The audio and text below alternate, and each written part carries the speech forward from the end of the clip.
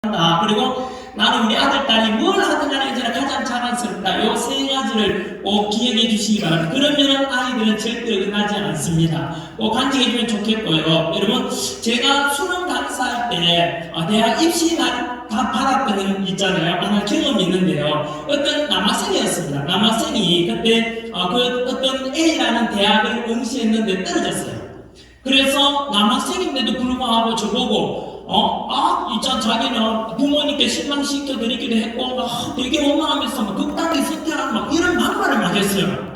1년간 이렇게, 고등학교 1, 2, 3학년 열심히 이렇게 했는데, 너무 실망스럽기도 하고 하다면서, 저는 막 어쨌든 막가는 이런 말을 했어요. 그래서 제가, 무슨 소리 하냐, 네가 지금 떨어진 것은, 그지 시간이 지나봐야 더 잘 될 수 있지 않겠냐, 너무 그렇게 생각하지 마라, 라고 했는데, 걔가 재수를 해가지고, 이듬해 바로 최고 탑 클래스 대학을 가게 돼요. 그리고 나서 찾아와서는 좀 으슬하다는 듯이 이 자식 일로 와봐 이랬던 기억이 나는데요. 여러분, 시험이라는 건 마찬가지고 지금 일어난 일 가지고 그게 잘 된지 못 된지는 지나봐야 되는 거예요. 왜냐하면 모든 것에는 하나님의 뜻이 있다는 것을 우리는 믿음의 분들은 꼭 간직해야 될 그런 말씀 아닌가 싶어요. 여러분, 또 제가 아는 어떤 목사님은요, 개척교회를 했는데 너무 힘들어가지고 하나님께 차라리 내 영혼을 데려가 달라고 기도했대요. 그런데 하나님께서 이런 새벽이나 기도하다 보니까 하나님의 음성이 들렸대요. 그래, 나는 너를 축복하였다라고 하시더래요. 네? 축복을 했다고요? 따졌대요. 재물을 줬습니까? 행복을 줬습니까? 무슨 축복을 주었습니까? 라고 물으니까 나는 너에게 가난을 재산으로 주었다 이러더래요. 예? 가난을 재산으로 주었다고요? 여러분, 가난은 재산이 없는 것 아닙니까? 그죠? 근데 가난을 재산으로 주었다라고 그런 음성을 너무 명확하게 들었대요. 그리고 하나님께 여쭤봤대요. 실제로, 그리고 돌아서서는 뭐냐면은, 그 당시에는 몰랐지만, 우리가 흔히 만나는 상황들도 우리 상식으로 이해 안 되는 일들이 되게 많지만은, 실제로 하나님은 언제나 옳습니다. 주님은 언제나 완벽합니다. 그것을 깨닫고 난 뒤 이분이 시간이 지나면서 본인이 가난했기 때문에 바로 가난한 사람들을 그냥 지나칠 수 없었고, 가난했기 때문에 하나님께 엎드릴 수밖에 없었고, 가난했기 때문에 무릎 꿇고 기도할 수밖에 없었고, 그렇게 해서 지금 가난한 이웃들과 함께 교회를 개척해서 지금은 너무나 큰 축복을 받는 교회가 되었다고 들었습니다. 바로 이겁니다, 여러분. 뭐냐 하면은 우리 성경 말씀에도 보면은 그런 말씀이 나오지 않습니까? 오늘 첫 번째 성경 말씀인데요. 우리 자막 준비를 한번 봐주실래요? 시편입니다. 이런 걸 좀 메모해주면 좋겠습니다. 알겠죠? 예, 시편 119편의 71절이 되겠는데요. 혹시나 성경 찾는 분들은 구약 893페이지입니다. 친절하죠? 네, 펼쳤으면 같이 한번 읽어보도록 하겠습니다. 시작. 고난당한 것이 내게 유익이라. 이로 말미암아 내가 주의 율례들을 배우게 되었나니. 아멘. 여러분, 이런 말도 있거든요. 고난은 감추어진 축복이다. 뭐라고요? 네, 고난은 감추어진 축복이다 해서, 여러분, 우리가 시험을 앞으로 살아가면서 이제 오늘 제 이야기를 들었으니까 살아가면서 어떤 시험을 치든, 성진 시험이든 학교 중간고사 학기말 시험 치든 간에 시험을 잘 보든 못 보든 간에 바로 이 성경 말씀에 근거해가지고 언제나 우리는 우리가 일방적인 인간 중심이 되어서 아니 되고 하나님께 무릎 꿇고, 그리고 온전히 순종하면서 하나님의 뜻이 무엇인지 물어가는 그런 분들이 되어주길 바라고, 그게 바로 우리 성숙된 신앙인의 자세가 아닐까 생각해 봅니다, 여러분. 자, 네, 그리고 제 개인적으로 오늘은 사실은 제 놀라운 고백할 것이 하나 있습니다. 뭐냐면은 제가 오늘 개인적으로 저한테는 기도의 응답을 받은 날입니다. 뭘 안 믿습니까? 들어보지도 않으셨고. 제가 2024년 다니엘 기도에 강사로 이제 초청을 받았다 이래가지고, 그 초청을 받은 직후에 제가 여동생한테 전화를 했어요. 오빠가 이번에 다니엘 기도에 강사로 이렇게 초청받았다 하니까 여동생이 그때 놀라운 이야기를 해요. 오빠야, 경상도 말입니다. 오빠, 내 처음 이야기하는데 사실은 10년, 내가 세어보니까 10년이라 하더라, 정확히요. 10년 전에 여동생이 섬기는 교회에서 이렇게 영상으로 다니엘 기도회를 이렇게 기도회를 이렇게 보게 되었고, 그때 여동생이 기도를 했대요. 뭐냐 하면은, 우리 오빠 꼭 다니엘 기도회에 이렇게 강사를 한번 세워주십시오. 기도했다 하더라고요.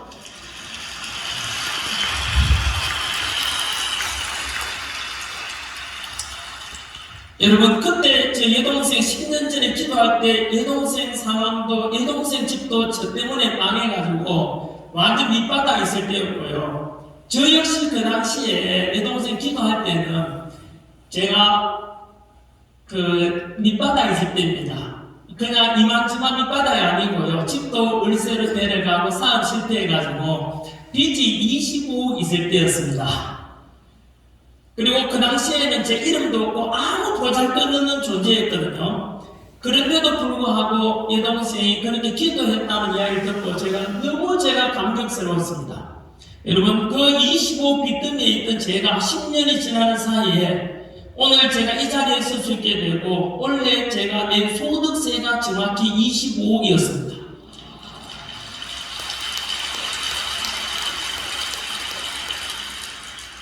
여러분, 이것은 제 노력이나 제 어떤 능력이 될 수가 없습니다. 어떻게 이렇게 될 저 자신도 믿어지지 않고요. 이것은 오직 설명할 수 있다면 하나님의 능력이고 하나님의 은혜일 뿐이다라고 저도 고백하고 저 여동생도 똑같습니다. 저 여동생 집도 마찬가지고 그 여동생이 사실은 제가 전도했던 첫 번째 전도 열매입니다. 그 남편도 그런데 그 여동생 집도 저 여동생은 교회 권사님이 되어 있고 또 그 남편은 현재 교회 장로님이 되어서 섬기고 있습니다. 그래서 저는 이런 놀라운 것이 제가 직접 겪어보니까 어떻게 안 믿는 분들한테는 정말 이런 이야기 해드리고 싶어요. 내 눈에는 안 보일지 몰라도 여호와 하나님은 살아계시고 언제 어디서나 우리를 지켜보시고 지켜주시고 사랑으로 우리를 감싸주며 언제나 모두를 주관하시고 계시다, 이렇게 말씀을 드립니다, 여러분. 그래서 저는 오늘 참으로 감격적인 그런 날이기도 하고, 제 여동생의 그런 기도가 10년 만에 이루어지는 걸 보고, 여동생이 그때가 정확히 언제였는데 제가 물어보니까 정확히 10년 전 바로 오늘 정도 된대요. 놀라웠지 않습니까, 여러분? 너무 감사드리고요. 두 번째 주제로 제가 경험했던 어떤 바닥에 떨어졌던 아까 말씀드린 빚더미 있을 때 이야기와 그리고 이렇게 어떻게 극복했는지에 대해서 여러분하고 같이 이야기 나눠보도록 하겠습니다. 제가 아마도 지금 제가 겪은 것뿐만 아니고요. 지금도 사실은 여러분들 지금 앉아 계시는 여러분들 중에서도 가정적으로나 직장에서나 일에서나 친구 사이에서나 또는 사회생활에서나 어려운 분이 되게 많을 겁니다. 지금 특히 자영업 하시는 분들도 너무 힘들지 않습니까? 이렇게 해서 어려운 분들 많을 건데요. 제 경험을 그냥 말씀드릴 테니까 혹시 청년들은 혹시 오늘 수능치 왔는 것도 마찬가지로 우리 나이 드신 분들은 아시지 않습니까? 인생사라는 것이 고속도로처럼 쫙 뚫린 게 아니고 돌아보면은 오르막길도 있고 내리막길도 있고 비포장길이고 어떤 때는 가시밭길도 있는 게 인생사입니다. 그래서 연세 드신 분들은 제 이야기를 메모해 두었다가 다음에 아들이나 딸이나 또는 손자, 손녀가 어려움이 겪거든요 전해주시고요. 청년들은 기억해놨다가 앞으로 혹시 저처럼 밑바닥 생활 떨어지면은 참고해서 극복 잘해주시기를 바랍니다. 저는 경상북도 경산이라는 옛날에 아주 그 당시에 가난한 시골 마을의 소장농의 아들이에요. 그래서 그 뒤로 대구에 와가지고요, 수능 강사를 12년 했거든요. 수능 강사하면서 번 돈을 가지고, 그게 대구에서 제일 큰 학원이죠, 그죠? 학원을 인수해서 제가 이사장이 돼요. 강사하고 직원 수 한 100명이 넘었거든요. 그리고 출판사도 차려가지고 출판사 직원 한 20명이 넘었거든요. 그렇게 해서 제가 30대 승승장구하는가 싶었는데 그렇지를 못했습니다. 학원은 3년 만에 결국은 실패로 문 닫게 제가 접게 되고요. 출판사는 그 뒤로 부도를 맞이합니다. 그리고 저는 있는 재산 다 날아가게 되고요. 그리고 집도 이제 월세로 가게 되고 자동차도 차도 마찬가지로 채권자가 가져가고 그리고 실제로 신용불량자 흔히 드라마에 나오는 밑바닥 생활을 하게 되거든요. 그때 사실은 그리고 이제 부채 정리하고 남는 금액이 25억이나 빚이 남게 돼요. 이것을 제가 이렇게 바닥에 떨어졌을 때 제 나름대로는 세 가지 기준을 정하거든요. 첫 번째가 바로 스스로를 타락시키지 말라. 이게 첫 번째 기준이었습니다. 즉 우리 보통 주변에서 이렇게 사업하다 실패하거나 바닥에 떨어지거나 힘들면은 보통 술에 의지하고 그리고 심하면은 더 안 좋은 마약이나 또는 다른 곳에 담배 이런 데 또 의지하고 또 가족 탓하고 부모 탓하고 국가 탓하고 이렇게 되지 않습니까? 그러면서 보통 몸이 망가집니다. 몸이 망가지고 정신이 망가지면 폐인이 돼가지고 대부분 못 일어나요. 저는 정반대로 했거든요. 바로 바닥에 떨어지면서 내 스스로를 언제나 경건하게 하자. 그래서 건강관리를 잘해야 된다. 왜냐하면은 이런 말이 있더라고요. 되게 어려우면은 가끔 코를 만져보라 하더라. 콧구멍에 손을 넣어보고 숨이 들숨날숨 나가고 있으면은 살아있는 거고 살아있으면 기회는 온다고 합니다. 또 더 힘들면은 목을 만져보라 하더라고요. 목이 붙어 있으면은 기회는 온다고 합니다. 그것처럼 언제나 자기 관리만 잘하면 꼭 기회는 오게 되고요. 그리고 두 번째 제 나름대로 인생 10계명을 만듭니다. 그 인생 10계명은 도산한 창호 선생 우리 믿음의 선배이자 독립운동가입니다. 그래서 도산한 창호 선생이 일관되게 민족과 청년들 교육 이런 걸 위해서 일관되게 사셨는데 그것이 바로 자기 나름대로 기준을 정했다 하더라고요. 거기서 교훈을 얻어가지고 저도 인생 10계명을 정하게 됩니다. 혹시 나중에 검색해 보시면 제게 뜰 건데요. 제가 믿지 않는 분들한테는 그냥 자기한테 맞춰서 쓰라 이렇게 하지만 믿음의 형제들한테는 자매들한테는 있는 그대로 쓰면 됩니다. 왜냐하면 이걸 들어보시면 압니다. 첫째, 복 있는 사람은 악인의 길을 쫓지 아니하며 죄인의 길에 서지 아니하며 오만한 자의 자리에 앉지 아니하고 오직 여호와의 율법을 즐거워하여 주야로 묵상하는 자로다. 두 번째, 지혜로운 자는 시간 아끼느니라. 게으른 자의 길은 가시울타리 같으나 정직한 자의 길은 대론이라. 셋, 무릇 더러운 말은 너희 밖에 내지 말고 오직 덕을 세우는 데 소용되는 대로 선한 말을 하여 듣는 자들에게 은혜를 끼치게 하라. 넷, 분을 쉽게 내는 자는 다툼을 일으키고 노하기를 듣게 하는 자는 시비를 그치게 하느니라. 다섯, 지혜로운 자는 아버지를 즐겁게 하여도 미련한 자는 엄마를 업신여긴다. 여섯, 적은 소득이 의를 겸하면 많은 소득이 불의를 겸한 것보다 낫다. 일곱, 내 마음을 다하여 여호와를 의뢰하고 네 명철을 의지하지 말라. 여덟, 항상 기뻐하라. 쉬지 말고 기도하라. 범사에 감사하라. 아홉 번째 제 직업관입니다. 사랑으로 가르치라. 사랑이 없으면 소리나는 꽹과에 불과하다. 열 번째가 대장부는 소인배와 논하거나 싸우지 않는다. 오늘 하루 다른 사람을 위해서 무엇을 할 것인가. 이렇게 묻고 매일매일을 기도하고 하루를 시작했습니다. 여러분, 요 중에서도 제가 특별히 요 말씀들을 외부대로 가지 않은 전부 다 성경 말씀입니다. 성경 말씀에서 제가 치밀하게 인생사의 피락을 제가 직접 다 만들었는데 여러분들이 지금 가져가서 오늘 특히 대학 입시를 친 분들은 가져가서 이걸 매일매일 묵상하고 저처럼 암기하고 실천한다면 더 성공하고 더 훌륭하고 더 믿음의 사람이 될 거라고 확신합니다. 그 중에서도 특별히 추천드리고 싶은 것이 세 번째입니다. 물론 더러운 말은 너희 밖에 내지 말고 오직 덕을 세우는 데 소용되는 대로 선한 말을 듣는 자를 은혜를 끼치게 하라. 에베소서에 있는 거 아닙니까? 그죠? 그 말에 관한 거고 네 번째는 혹시나 청년들한테 전해드리고 싶습니다. 혹시나 청년의 나이 때를 보면 저도 그랬습니다. 제가 네 번째 인생 시점에 넣은 이유가 뭐냐면은 감정 조절입니다. 20대 때, 10대 때는 화도 버럭버럭 내고 혈기가 앞서지 않습니까? 그때는 괜찮지만 나이가 들어 들어가 지도자 위치가 되거나 부모가 되거나 그럴 때 화 버럭버럭 내고 혈기 앞서면은 다른 사람들이 다 불안하게 됩니다. 그래도 혹시나 교육자고 학교 선생님 되신 분들도 필수적으로 가져야 될 마음가짐이 바로 감정 조절에 관한 겁니다.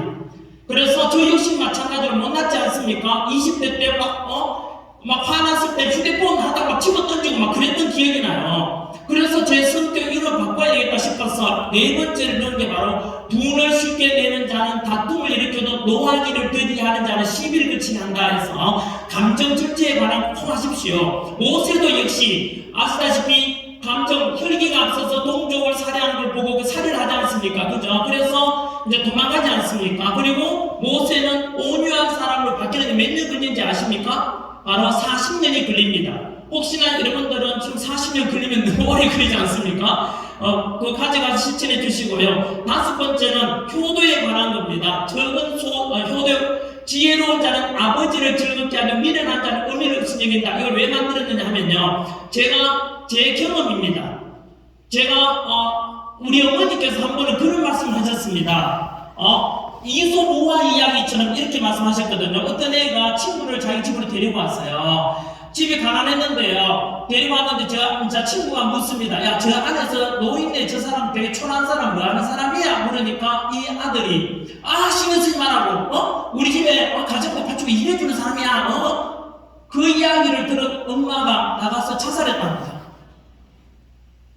여러분 그 이야기를 제가 들었는데 그 당시에 제가 이게 바로 내가 아닌가 이런 생각이 들어서 너무 큰 충격이었습니다. 왜냐하면 제가 가난하게 자라다 보니까 저희 어머니께서도 아버지께서도 농사일 하다가 그렇게 흠묻은 옷 입고 학교에 나타 친구들한테 나타나는 게 부끄러웠습니다. 그래서 저도 약간 그런 의식이 있었는데 그 말씀 딱 듣고 난 뒤에 제가 너무 그때 충격을 받아가지고 어머니께는 아무 말 안 말씀드렸지만 그 뒤로 제가 발상을 바꿉니다. 여러분 앞으로 여러분들이 오늘 수능 치신 분들 마찬가지로 대통령이 되고 국회의원이 되고 더 훌륭한 사람이 된다면 부모님보다 더 높아질 수는 없지 않습니까? 그 훌륭하게 된다면 그 모든 게 누구 덕분입니까? 부모님 덕분 아닙니까? 그래서 저는 바로 인생 시점이 다섯 번째를 넣어놨습니다. 꼭 가져가십시오. 지혜로운 자는 아버지를 즐겁게 하고 미련한 자는 엄마를 업신여긴다. 여러분 제가 그러다 지금은 저희 아버지는 안 계시고 어머니만 계시는데 매일 통화를 합니다. 근데 오늘은 전화를 아까 못 받았습니다. 왜냐하면 오늘 다니엘 기도회 올 때는 휴대폰이고 뭐고 어떤 연락도 안 받았습니다. 오직 경건한 마음으로 오시고가지고 목욕 제기하고 기도하고 이 자리에 와야 된다 생각가지고 그래서 이거 끝나고 나면은 제 어머니께 전화를 드릴 겁니다. 매일 통화를 합니다. 그리고 여섯 번째 여러분 바로 소득 돈벌이에 관한 걸 넣어놨습니다. 바로 제가 세금 얼마 낸다 밝혔지 않습니까? 이건 쉽지 않습니다. 하지만 이미 제가 진작에 만들어 놓은 인생 시키면 여섯 번째가 돈벌이에 관한 거로 적은 소득이 의를 겸하면 많은 소득이 불의를 겸하는 것보다 낫다. 그래서 소득세를 오픈하게 된 이유가 인생 시키면이 들었기 때문입니다. 그 외에도 바로 우리 인간 중심이 아니라 하나님 중심으로 선하는 게 바로 일곱 번째 너희의 마음을 다하여 여호와를 의뢰하고 네 명칭을 의지하지 말라. 전부 잠언에 나오는 이야기들입니다. 성경 말씀이고요. 그리고 아홉 번째가 직업관입니다. 이건 강사니까 제가 학생들 언제나 사랑으로 대합니다.